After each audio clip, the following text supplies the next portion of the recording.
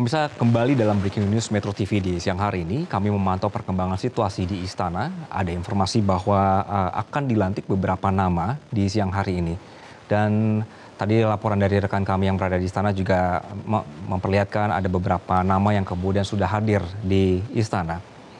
Sambil menunggu pemirsa, kami juga mengajak Anda untuk berbincang berkenaan dengan reshuffle kabinet yang kali ini dilakukan oleh pemerintahan.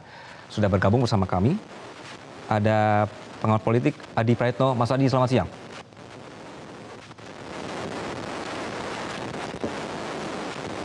Selamat siang. Ya, Mas Adi, Anda melihatnya reshuffle kabinet ini sekedar jalan terpilih untuk menutup kinerja menteri yang tidak memuaskan atau tetap ada agenda politik di baliknya, Mas? Ya kalau mau jujur sebenarnya reshuffle kabinet kali ini pastinya untuk mengganti posisi-posisi yang beberapa hari yang lalu itu kan kosong ya, seperti Ya. Menko ataupun Menteri Pemuda dan Olahraga. Kan itu yang saya kira memang ada keharusan supaya ada semacam reshuffle kabinet yang mesti dilakukan. Itu yang pertama ya. Yang kedua ya tentu saja ada harapan terbesarnya supaya menteri-menteri yang baru ini adalah bekerja sesuai dengan ekspektasi pemerintah, sesuai dengan harapan-harapan presiden.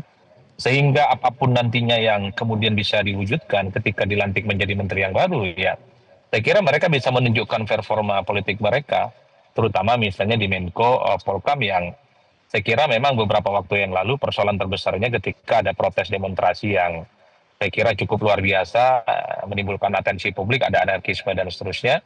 Termasuk juga kinerja di bidang pemuda dan olahraga ya. Kita tahu bahwa prestasi olahraga kita itu kan jauh panggang dari api. Itu yang saya kira memang secara prinsip kita harapkan dengan adanya pelantikan menteri yang baru hari ini, semua problem-problem di kementerian yang selama ini tidak sesuai dengan target, itu bisa maksimal dan bisa tuntas. Dan konon kalau kita dengarkan informasi dari grup-grup WhatsApp atau dari gosip-gosip yang kita terima dari kawan-kawan wartawan misalnya, mungkin ada sejumlah wakil menteri yang juga akan dilantikkan sebagai bagian dari bagaimana ada pelantikan menteri baru, dan juga ada beberapa posisi wamen yang saya kira sepertinya siang hari ini juga akan dilantik. Dan bahkan ada yang bilang kepala komunikasi kepresidenan mungkin sangat mungkin juga akan muncul sosok-sosok baru. Saya kira di situ Mas sebenarnya Mas. Oke, Mas Adi, seberapa banyak reformasi nyata yang bisa kita harapkan dari perombakan menteri ini? Mengingat seringkali perubahan hanya sekedar rotasi, Mas Adi. Ya, bagi saya memang harus ada komitmen yang cukup serius bahwa pergantian menteri itu bukan hanya pergantian orang, bukan hanya pergantian nama, tapi yang paling penting adalah pergantian menteri yang baru sebagai upaya memperbaiki kinerja. Itu yang tidak boleh bisa dibantah.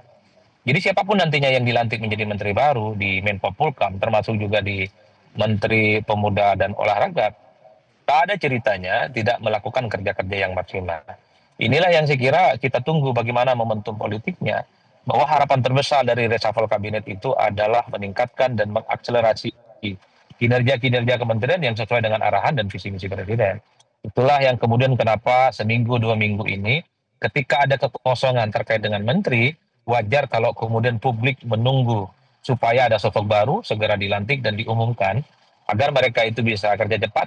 Dan yang paling penting, keinginan-keinginan presiden, keinginan-keinginan pemerintah itu bisa langsung diwujudkan secara signifikan dan bisa tuntas. Nah itu yang sepertinya kenapa reshuffle itu selalu ditunggu oleh publik. Tentu bukan hanya sebatas pergantian nama.